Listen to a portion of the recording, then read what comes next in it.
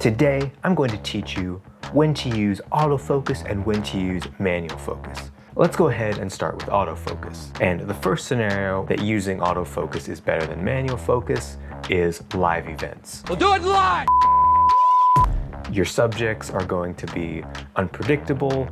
It's happening live. Do it live! You don't know what they're going to be doing, especially at something like a wedding. It can be crazy and chaotic, and the last thing you want to be stressing about is trying to pull focus and missing moments because you just can't quite nail your manual focus. The second scenario where I would use autofocus over manual focus is gimbal and Steadicam work.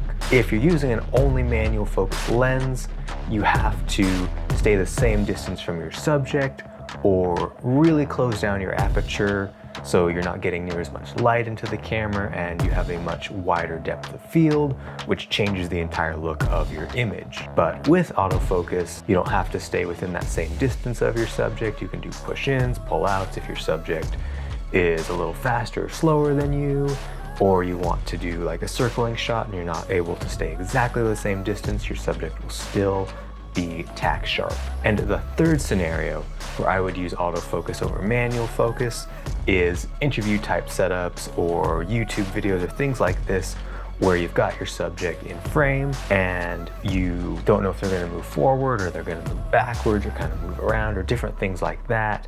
The autofocus just stays locked in and you don't have to find that you got your focus just a little bit off for part of the interview and it's suddenly unusable. So let's go ahead and talk about 3 scenarios where manual focus is going to trump autofocus. The first of those is going to be narrative filmmaking. With narrative filmmaking, it's all about drawing the audience's attention to where you want. And if autofocus is picking, then you are not picking as a filmmaker. You can also get weird artifacts like a little bit of pulsing or uneven focus pulls, and then you have an unusable shot. The second scenario where I would generally always use manual focus would be product shots. This is another scenario where you really want to be controlling what your audience sees and you want you as the filmmaker to be making those decisions, not the camera.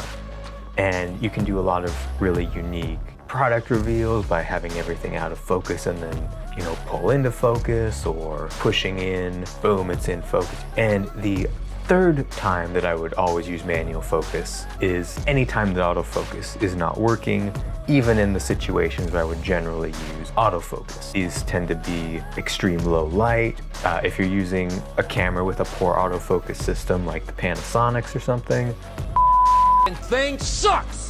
If you're using a lens that is not great at autofocus, switch over to manual. That's really the 3 times that I use autofocus the most and the 3 times that I use manual focus the most.